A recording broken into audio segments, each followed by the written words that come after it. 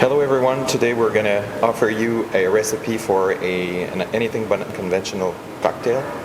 So first you want to start by mixing together a slice of lemon, 1 slice of lime, and 5 good leaves of mint that you're going to crush together with some ice.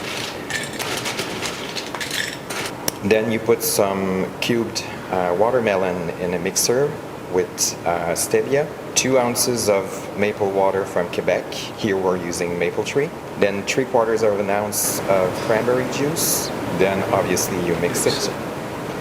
Once everything has been blended correctly, you add this to your previous preparation. And you complete your glass with some tonic. Here we have a tonic from Quebec, 1642. And to top it off, you just add some pansies flowers, should you like to. Enjoy!